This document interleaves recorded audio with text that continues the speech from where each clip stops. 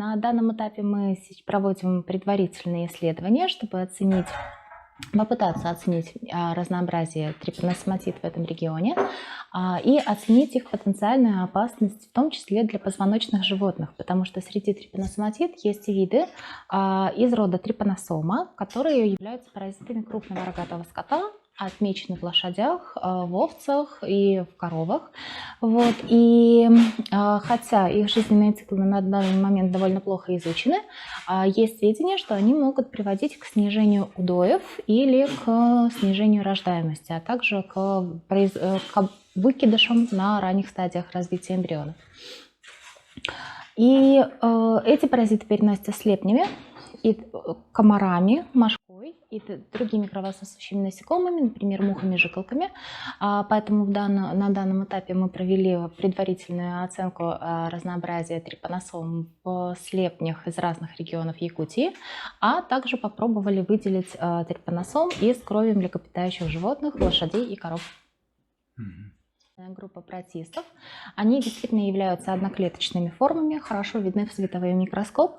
Как правило, у трипаносоматит имеется один направленный вперед жгутик, и по этому признаку они довольно хорошо отличаются от других одноклеточных паразитов.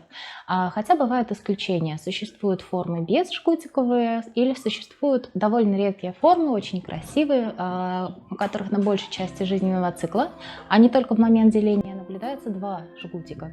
Вот. Они не были отмечены ранее в позвоночных животных, то есть это исключительно паразиты насекомых, но мы их нашли в данном регионе, причем в довольно большом количестве мух. Находка является редкой, хотя, может быть, не представляет интерес в практическом применении, но как минимум они красивые. Анна Игоревна, а у вас проект еще какие регионы России затрагивать будет или затрагивал уже? И почему Якутия именно? Мы проводили довольно много исследований на северо-западе России. Это Ленинградская область и город Санкт-Петербург, где базируется наш институт. Также это Республика Карелия, где располагается биологическая станция. Это Псковская область и Новгородская область, где довольно много лет работает наш руководитель Александр Олегович Фролов. Также мы проводили некоторые исследования, может быть, в гораздо меньшем объеме, чем здесь, на Камчатке, на Чукотке, в Республике Коми и в Ямало-Ненецком автономном округе. Но на самом деле это были фактически единичные сборы. Якутия в данном контексте представляет собой довольно большой интерес, потому что располагается на Дальнем Востоке, и, возможно, она является той области, где трипаносоматиты распространялись, возможно, через Берингийский мостик в Северную Америку или, например, в обратную сторону, потому что на сегодняшний день о филогеографии трипаносоматит мы знаем довольно много. И второй аспект, по которому интересна Якутия, это ее обширная территория, которая абсолютно не исследована, поэтому, в общем, мы подумали, что этот регион является довольно перспективным для изучения фауны трипаносоматит в азиатской части России. Мария Евгеньевна Белоконь. Я являюсь студенткой второго курса магистратуры Санкт-Петербургского государственного университета, а также лаборантом-исследователем в Зоологическом институте Российской академии наук в лаборатории по исследованию паразитических червей и протистов. Мы приехали в Якутию для исследования якутской лошади и ее фауны инфузорий, лабионтных инфузорий. Этот проект уже идет примерно 3 года, и 20 лет назад сюда приезжала другая исследовательница, очень известная, которая изучала этих инфузорий в якутских лошадях, Ольга Анатольевна Корнилова, доктор биологических наук из Института педагогического университета Герцена в Санкт-Петербурге. И нам интересно сравнить инфузорную фауну у якутских лошадей сейчас в сравнении с тем, что успела исследовать Ольга Анатольевна Корнилова 20 лет назад. Моя задача конкретно — это изучить межвидовое разнообразие у инфузорий из разных популяций лошадиных. Я как раз по этой теме конкретно буду писать свой магистерский диплом.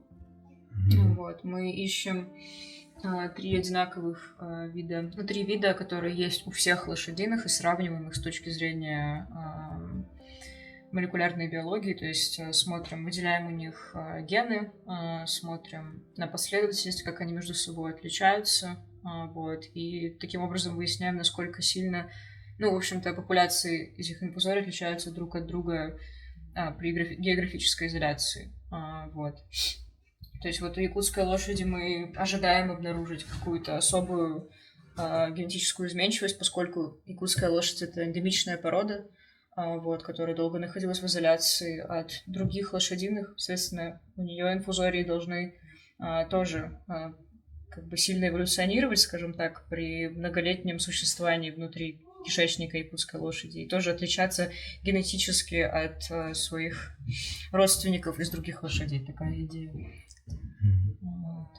Вот эта работа и исследование микробиоты у разных лошадиных, она позволяет взаимодействовать с разными видами лошадиных. Вот сюда мы приехали, чтобы поработать с якутской лошадью. Это тоже такая уникальная возможность. Это уникальное, абсолютно очень интересное животное. Вот, и это одна из причин, то есть инфузория — это одна только из причин, чтобы получше исследовать это животное само по себе. Вот. К тому же, поскольку я работаю с другими лошадинами, я работаю еще с зебрами, с куланами, с киангами, это такие тибетские ослики, в общем-то, всеми родственниками лошадиных.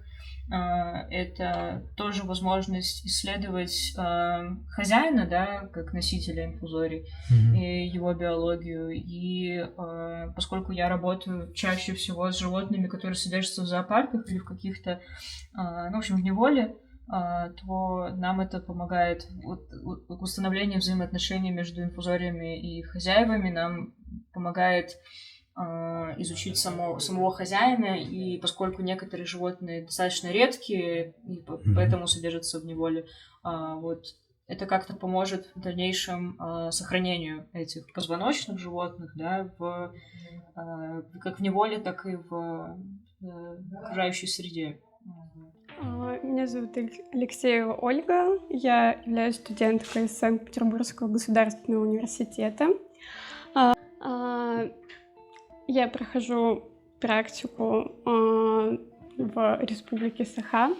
Здесь мы помогаем научной сотруднице Зоологического института Российской академии наук в изучении трипаносоматит, группы организмов одноклеточных, которая может заражать рогатый скот. Но также параллельно мы проводим исследования по своей теме. Это изучение эндобионтной фауны инфузорий. Нашими объектами являются непарнокопытные. В частности, здесь, в Республике Саха, мы изучаем эндобионтную фауну якутской лошади. Собираем пробы, ездим по территории и в целом хорошо проводим время. На самом деле меня очень впечатлила Якутия и тем, что она настолько обширна, большая территория, на которой много... Сейчас все говорят, с размером с Индией. Да. На карте России занимает огромную площадь. Меня впечатлило, что здесь живет другой народ. Такого я об этом слышала, но интересно ощущать себя среди другого народа, интересно изучать якутскую культуру.